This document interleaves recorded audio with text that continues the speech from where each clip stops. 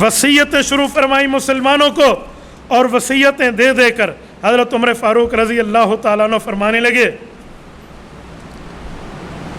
ذرا اماں جان عائشہ کے پاس جاؤ، اور انہیں کہو اگر آپ اجازت دیتے تو میں اپنے پیش رو حضرت ابوبکر اور اپنے پیغمبر رسول اللہ کے ساتھ اسی روضے میں اسی جگہ دفن ہونا چاہتا ہوں۔ حضرت اماں جان کے پاس حضرت عبداللہ بن عمر باپ کی فرمائش لے کر گئے، کہا یہ جگہ تو میں نے اپنے لیے رکھی ہوئی تھی، ایک میرے خاوند ہے ایک میرے والد ہے، عمر کو اپنی ذات پہ عائشہ ترجیح دیتی ہے، انہیں کہو میں تمہیں اجازت دیتی۔ واپس آ کر بتایا، دیانت دیکھیں حضرت عمر کی، کہا بیٹا ایک بات یاد رکھنا، زندگی اور ہوتی ہے، وفات کے بعد کے معاملات اور ہوتے ہیں، ایک بار اس وعدے کی کنفرمیشن کرنا میری شہادت کے بعد، شاید انہوں نے زندگی میں میرا حیا کیا ہو، ایک بار کنفرمیشن کرنا۔ کہا جی ٹھیک ہے۔ کہا میرے سر کے نیچے سے سرانہ نکال لو۔ سرانہ نکالا اور اللہ سے عرض کرنے لگے اللہ میں نے تو اپنی زندگی میں کوئی غلط معاملہ نہیں کیا، میں نے رسول اللہ کے ہاتھ میں ہاتھ دے کر جو بیعت کی تھی اللہ وہ باتیں جہاں تک پوری کر سکتا تھا میں نے اپنی کوشش پوری کی ہے، اب تیرے دربار میں آنے کا وقت ہے، تو ہی رحم کر دے۔ ایک صحابی نے عرض کیا امیر المؤمنین آپ کیا کہہ رہے ہیں، آپ تو بڑے نیک حضور کے ساتھ اور کیا باتیں کر رہے ہیں؟ کہ چھوڑ دے مجھے، یہ میرے اور میرے رب کی باتیں ہیں۔ اس وقت بھی اپنی تعریف کو قبول نہیں کیا۔ حضرت عمر رضی اللہ عنہ نے فرمایا اپنے بعد 6 بندوں کو نامزد کر کے جا رہا ہوں، مسلمانوں کی جماعت جس پر چاہے اتفاق کر لے، عثمان، علی، طلحہ، زبیر، عبد الرحمن بن عوف رضی اللہ عنہ، یہ بندے دیکھ کر جا رہا ہوں حضرت عمر نے، اور سعد رضی اللہ عنہم، یہ سارے ان میں سے جس پر اتفاق کر لو۔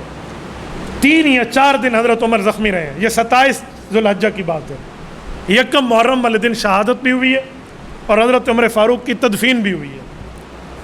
میں یہاں پر بعض اوقات حیران ہو جاتا ہوں، کچھ لوگوں کو خام خواہ سے کوئی سوالات اٹھانے کی عادت ہے۔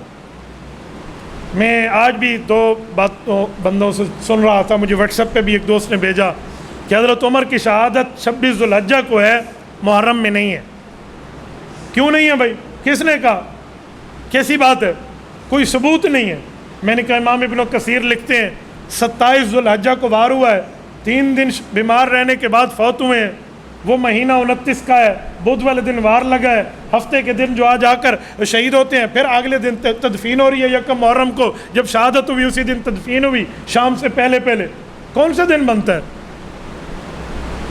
کون سا دن؟ 27، 28، 29 3 دن بیمار رہے، 29 کا مہینہ پھر یکم ہی ہے۔ ابن کثیر کی یہ آپ کو حوالہ جات نظر نہیں آتے؟ کا ایک روایت اور بھی لکھی ہوئی ہے۔ میں نے کہا کسی مسئلے پر 5 روایتیں ہو جائیں تو اس کا کیا معنی ہے؟ اس واقعہ کا انکار کر دو۔ رسول اللہ صلی اللہ علیہ وسلم کب پیدا ہوئے ہیں؟ کہنے لگا جی 8 ربیع الاول۔ میں نے کہا اور روایت؟ جی 7 ربیع الاول۔ اور روایت؟ جی 12 ربیع الاول۔ شیخ مولانا عبد القادر جیلانی رحمہ اللہ لکھتے ہیں جی 10 محرم کو پیدا ہوئے ہیں، غنیت الطالبین میں ہے۔ اس پر اتنا اختلاف ہے، کبھی رسول اللہ کی پیدائش پہ اختلاف کر کے یہ کہا ہے کہ یوں ہو گیا یوں ہو گیا۔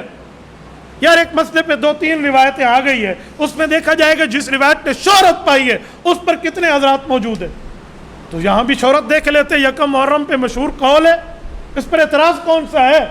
اشکال کیا ہے؟ نہیں یہ جھوٹ ہے، اس پر یا یہ آ جاتا ہے۔ میں نے کہا اچھا انبیاء کی تعداد کتنی ہے؟ 1,24,000 کم و بیش۔ میں نے کہا کم و بیش کا ترجمہ آتا ہے یا خالی لفظ بولنا ہی سیکھا ہوا ہے؟ کم و بیش، کم و بیش، کم کہتے ہیں تھوڑے کو، بیش کہتے ہیں زیادہ کو۔ کم و بیش یا اس سے تھوڑے ہیں یا اس سے زیادہ ہے، تو پھر اس کا معنی انبیاء نہیں ہے؟ کم و بیش جو کہا گیا روایتوں کا فرق آ گیا۔ اور سادے بندے انہوں نے کوئی دن مقرر کر کے اس دن کوئی خاص اعمال تھوڑے کرنے تھے؟ یہ اس طرح تاریخوں کو متعین کر کے یاد رکھنے کے دن تھوڑے تھے؟ خود حضرت عمر فاروق کے عمر میں بھی اختلاف ہے کہ ان کی عمر کتنی تھی۔ مشہور ہے 63 کا قول ہے، 63 سال تھی۔ حضرت حافظ ابن حجر اسقلانی لکھتے ہیں کہ حضرت عمر خود بتاتے تھے کہ میں 57-58 سال کا ہوں، شہادت سے کچھ دنوں پہلے۔ تو خود بندہ زیادہ جانتے ہیں، تو 63 کا قول بھی ہے اور 57 کا بھی ہے، ان 2 قول آ گیا، لہٰذا کیا تو حضرت عمر تھے ہی نہیں، نعوذ باللہ۔ یہ کیسی باتیں آپ نے شروع کر دی ہیں؟ صرف ایک ہی بات ہے، وہ کیا ہے کہ حضرت عمر فاروق اسلام کے پہلے دن شہید بھی ہو رہے ہیں اور دفن بھی ہو رہے ہیں روضہ رسول میں۔ یہ مسئلہ کھاتا ہے کہ محرم میں پہلا شہید حضرت عمر بن جائے، یہ مسئلہ ہضم نہیں ہوتا، یہ اندر ہضم نہیں ہوتا، بخار اٹھتا ہے، بد نظمی بھی ہوتی ہے، بد ہضمی بھی ہوتی ہے۔ مسئلہ یہ ہے، یہ رتبہ بلند ملا، جس کو بھی مل گیا، ہر مدعی کے واسطے دار و رسن کہاں، دنیا عدالت میں تیرا نام رہے گا، فاروق تیرے نام سے اسلام رہے گا۔ حضرت عمر تو وہ ہے جس کو دیکھ کے شیطان بھی راستہ چھوڑ جاتا تھا۔ شیطان کی اولاد آج بھی حضرت عمر فاروق کے خلاف کیڑے نکالنے کے چکر میں ہے۔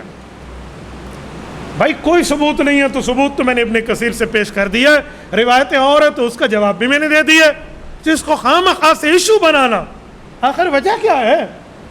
کہتے ہیں جی محرم کی عظمت کو کم کرنے کے لیے سنیوں نے اس کو یکم محرم کہہ دیا۔ یہ آج سے سینکڑوں سال پہلے کی تاریخ پیش کر رہا ہوں، کیسی بات کر رہے ہو؟ محرم کی عظمت کس نے کہا کم ہوتی ہے؟ اور خدا کے بندے شہادتوں سے تو عظمتیں بڑا کرتی ہیں۔ شہید کی جو موت ہے وہ قوم کی حیات ہے، شہید کا جو خون ہے وہ قوم کی زکوٰۃ ہے۔ اگر ایک دوسری شہادت بھی محرم میں حضرت حسین کے ساتھ محرم کے دنوں میں شامل ہو جائے تو عظمت محرم کو مزید 4 چاند لگ جائیں۔ کون کہتا ہے؟ اور کہتے نہیں اس مہینے میں یوں کی۔ اور بھائی اسلام میں ایسا دن کوئی سا بھی نہیں گزرا سالوں میں جب کسی نہ کسی مسلمان کی شہادت کا دن نہ آیا۔ اسلام نے تو اب یاری پیغمبر کے صحابہ کے خون سے پائی ہے، تو کسی نہ کسی دن میں معاملہ، محرم میں خوشی کے معاملات بھی ثابت ہیں، غمی کے معاملات بھی ثابت ہیں۔